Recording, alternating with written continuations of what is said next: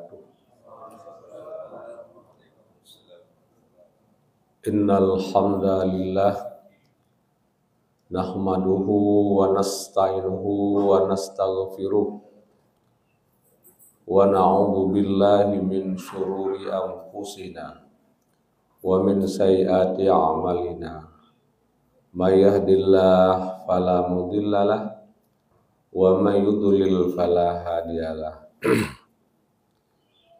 Asyhadu an la ilaha illallah wahdahu la syarikalah wa asyhadu anna sayyidana Muhammadan abduhu wa rasuluh.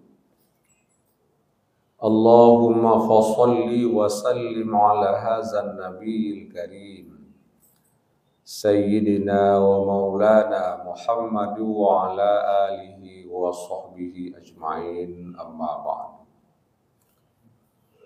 Kaum muslimin, Bapak Ibu sidang jamaah subuh yang senantiasa dimuliakan Allah Subhanahu wa ta'ala. Salah satu daripada hikmah Allah mewajibkan puasa kepada kita adalah untuk melatih kesabaran, di mana manusia yang beriman, yang muslim, salah satu sifat yang ada padanya adalah temperamen, sifat marah. Sehingga Nabi menjanjikan kepada orang-orang yang tidak marah, la taghdab walakal jannah, jangan kamu marah, untukmu mendapat surga. Apalagi kalau kita lihat Ramadan, ramdun bermakna panas, bisa panas cahaya matahari, juga bisa panas hati manusia. Makanya salah satu daripada hikmah kita berpuasa adalah untuk melatih kesabaran itu. Bahkan satu hadis Nabi mengatakan, ini hadis yang sangat panjang, tapi salah satu baiknya adalah wa huwa syahrus sabri was sabru sawabuhul jannah. Ramadan adalah bulan sabar. Orang yang sabar itu balasannya adalah surga. Jadi was sabru sawabuhul jannah, kesabaran itu Allah menjanjikan adalah surga. Di antaranya kita bersabar dari berbagai macam keinginan. Karena yang namanya manusia sangat banyak kebutuhan. Ingin mengumpulkan semua yang ada di bumi menjadi miliknya. Itu adalah manusia. Kalau bukan seperti itu, dia bukan manusia normal. Allah berfirman dalam Al-Quran di dalam surah Ali Imran, A'udzu billahi minasyaitonir rajim. Zuyyina lin-nasi hubbus syahawati minan nisa'i wal banin wal qanatiril muqantarati minaz zahabi wal fiddah wal khailil musawwamati wal an'ami wal harth. Zalika mata'ul hayatid dunya wallahu 'indahu husnul ma'ab. Allah menghiaskan kehidupan manusia untuk mencintai berbagai macam keinginan. Apa itu? Minan nisa'i wal banin. Yang pertama, keinginan manusia adalah kepada perempuan cantik. Setiap laki-laki yang normal pasti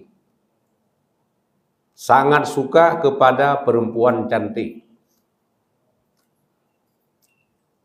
Maka tempo dulu ada nabi yang istrinya 100 orang, yaitu Nabi Daud. Bahkan anaknya Nabi Sulaiman istrinya 1000 orang. 1000 itu ada istri, ada juga yang budak.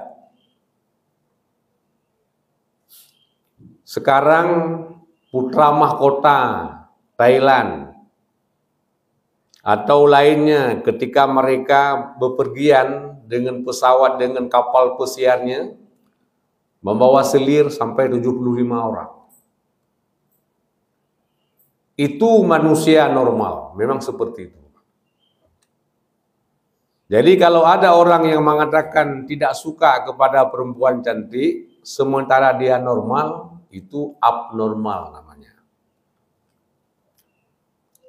Yang kedua, walbanin. Laki-laki suka kepada anak laki-laki ganteng, kepada anak yang gagah, yang dengan anak itu bisa diwariskan hartanya, bahkan jabatannya, yang sekarang dikatakan dengan politik dinasti. Itu memang manusia normal ya.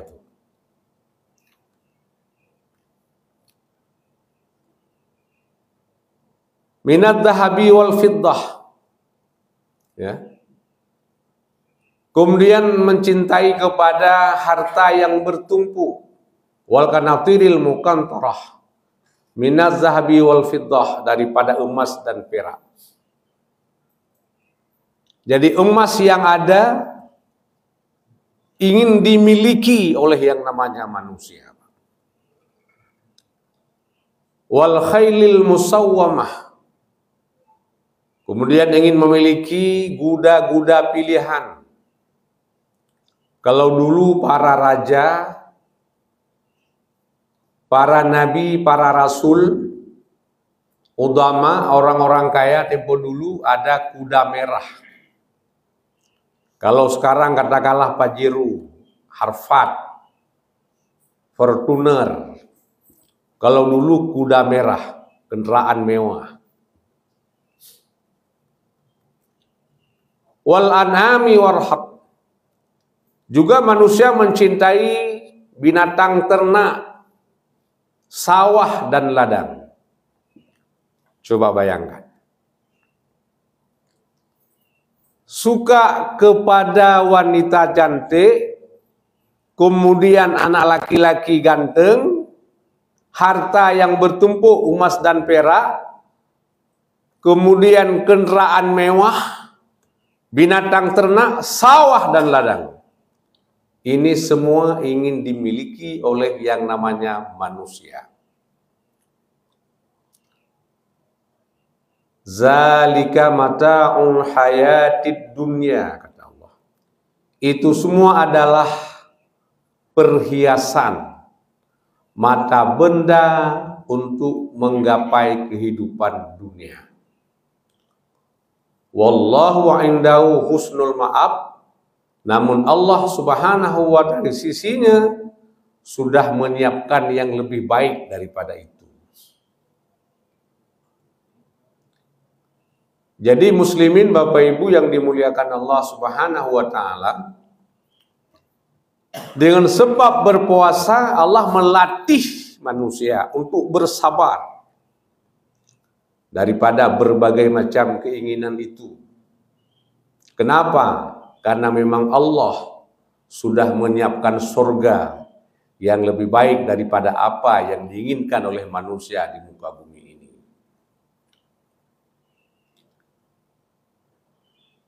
Muslimin yang dimuliakan Allah,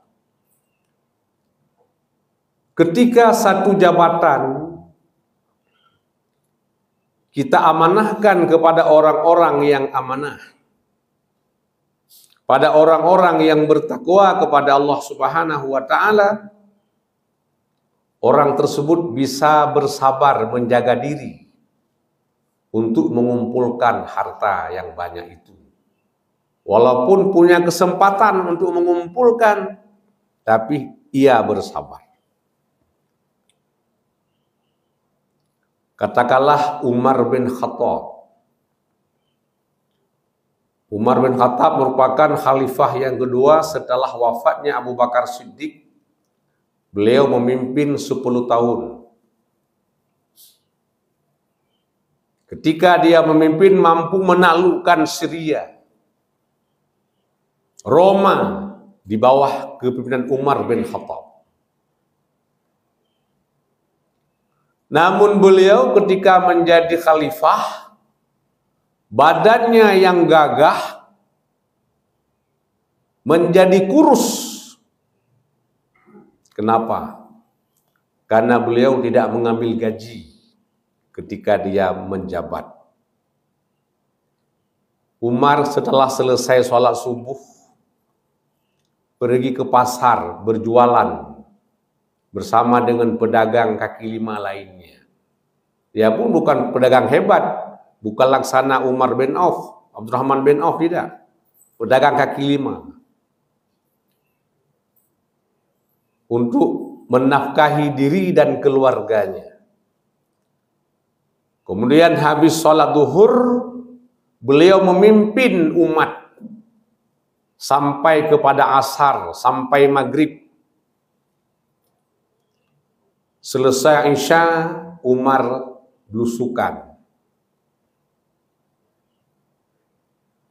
Jadi ketika para sahabat melihat Umar sudah pada kurus, sahabat merayunya, "Ya Umar ibnu Khattab, engkau adalah pemimpin kami, khalifah yang kedua setelah wafatnya Abu Bakar Siddiq.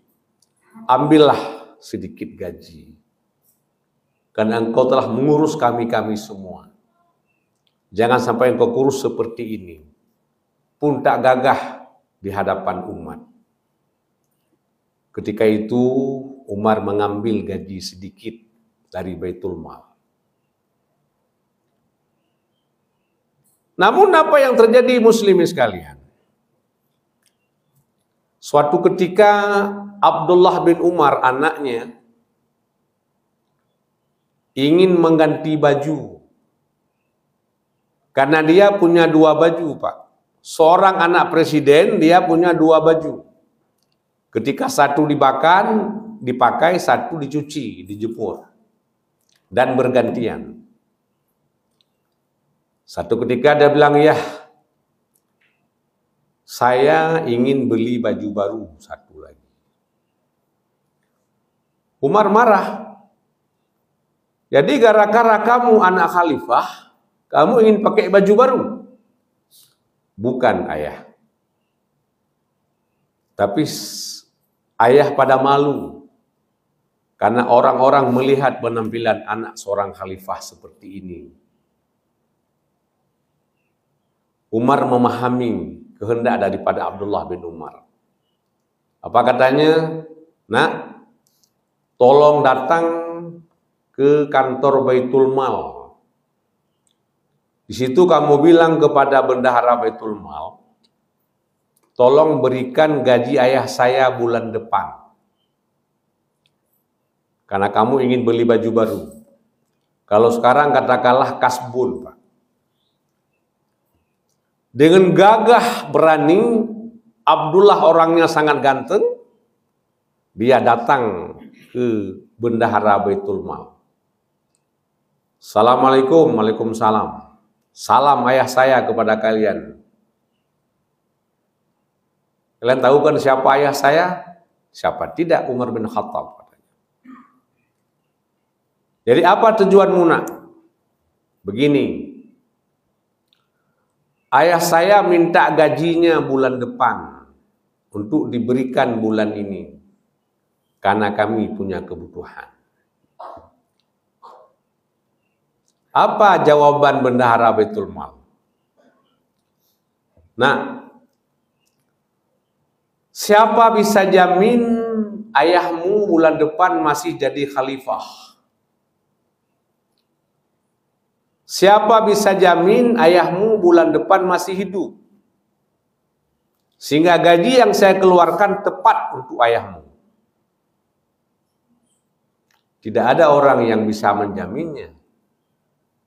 Lalu tidak diberikan, tidak dicairkan gaji bulan depan.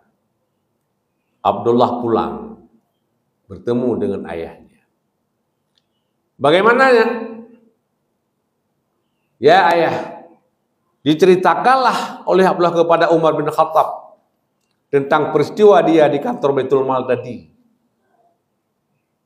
Lalu Umar bangun di tempat duduknya, dia pegang tangan anaknya, yuk kita ke sana.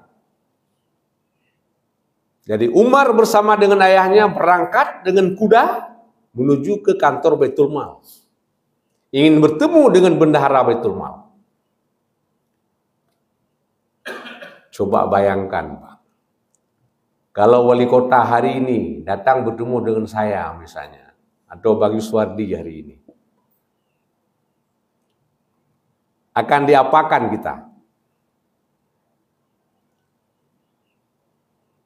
Tetapi Umar bin Khattab bersama anaknya pergi bertemu dengan bendahara Baitul Mal. Sampai di sana, Assalamualaikum. Waalaikumsalam Khalifah. Mereka semua berdiri. Ternyata dipeluk oleh Umar bin Khattab. Terima kasih.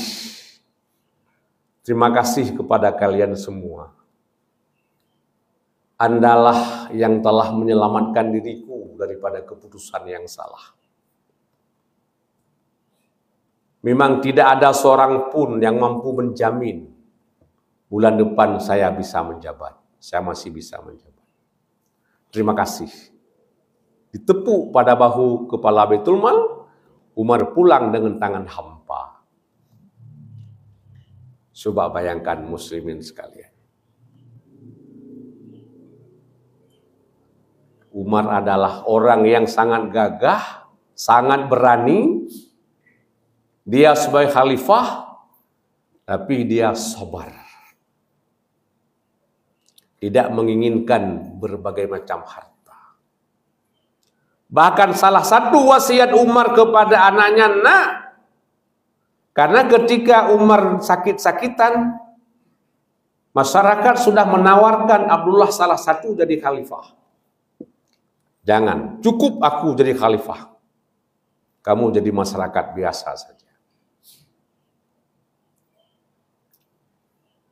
Kemudian yang kedua,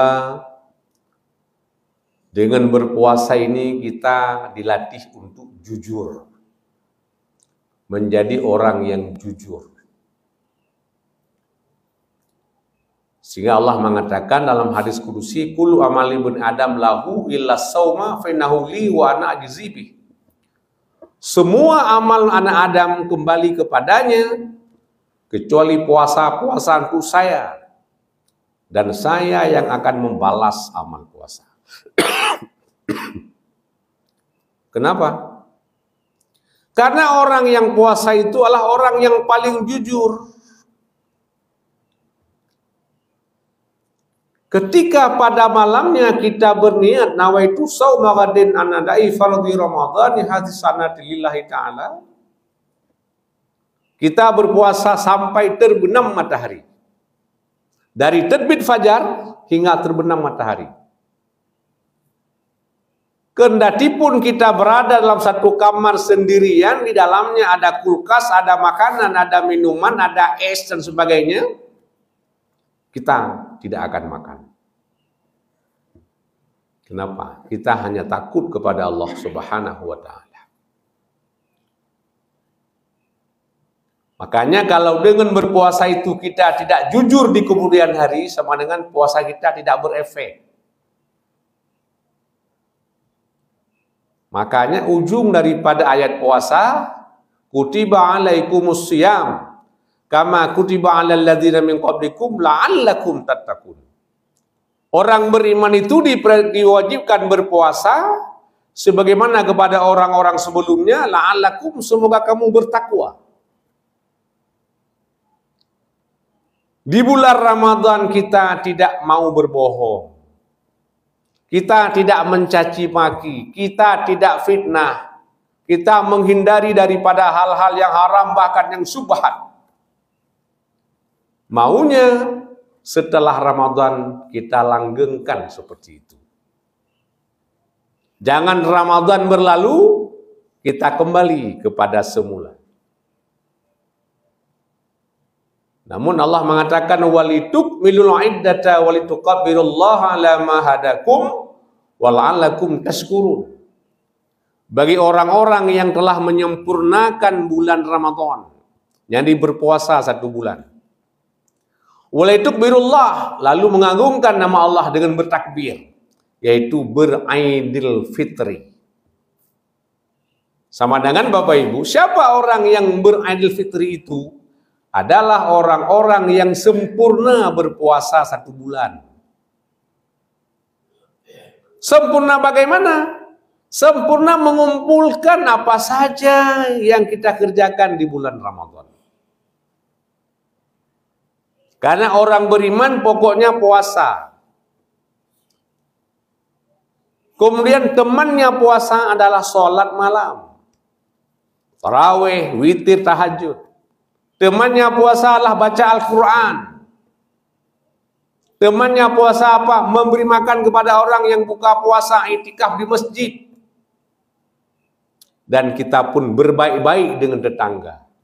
Itu semuanya adalah teman-teman daripada puasa itu. Kalau cuma puasa, yang lain tidak, percuma kita puasa. Maka Nabi mengatakan kam min shaimin laisa an siyamih ilal ju'u wal atas.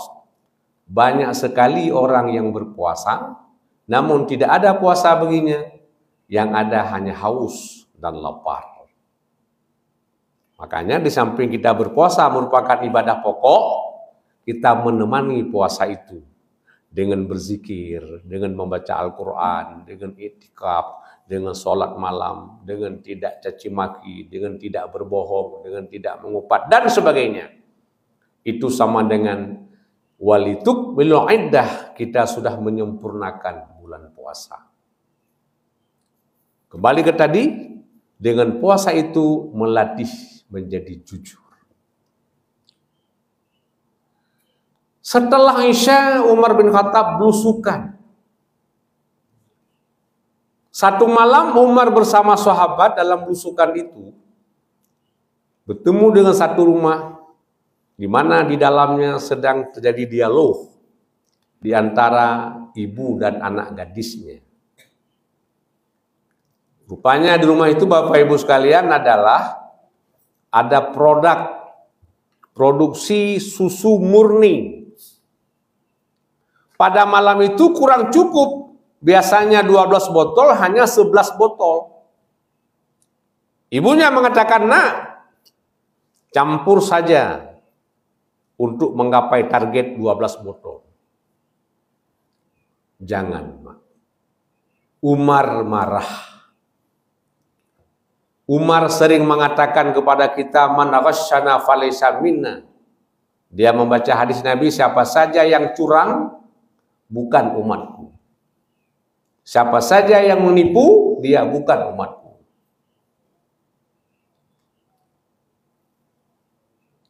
Karena Umar ainahu qad namat. Sungguh mata Umar itu sudah tidur, kata ibunya. Apa jawabnya? Mata Umar sudah tidur. Tapi aina, bagaimana mata Allah? La ta'khudhuhu sinatu wa la naum. Allah tidak pernah tidur, bahkan tidak pernah mengantuk. Allah tahu semua yang kita lakukan. Ketika itu Umar meninggalkan rumah itu dan mengatakan kepada sahabat, di rumah itu tidak akan terjadi lagi curang. Di rumah itu tidak akan terjadi lagi penipuan. Kenapa? Karena ada seorang gadis yang beriman baja. Yang imannya laksana baja. Ketika Umar pulang ke rumah, besok usai salat subuh, Umar balik lagi ke rumah tersebut. Untuk apa?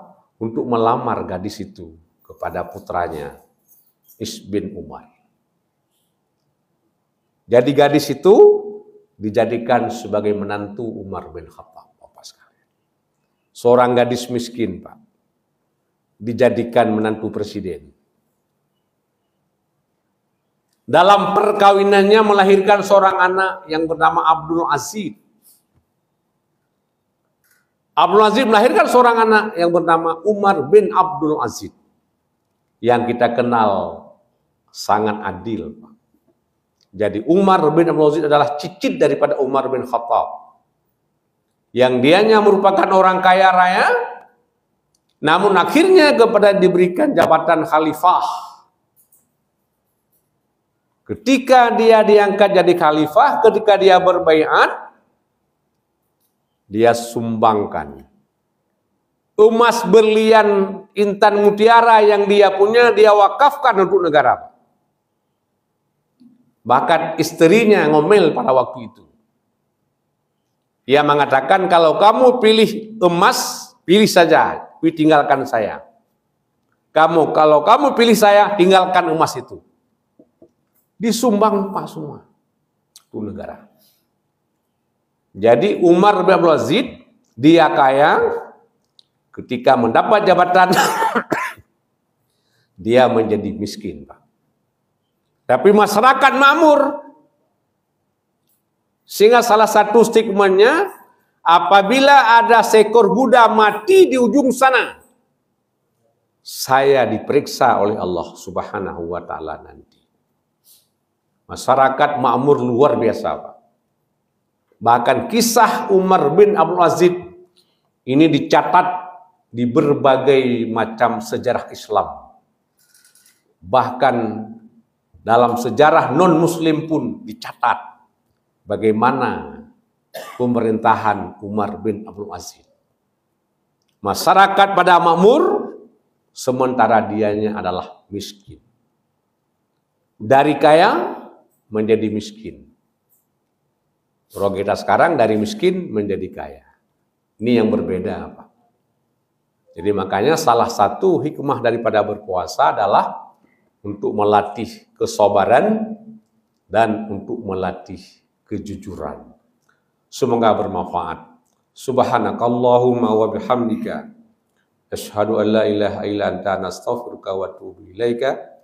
Wassalamualaikum warahmatullahi wabarakatuh.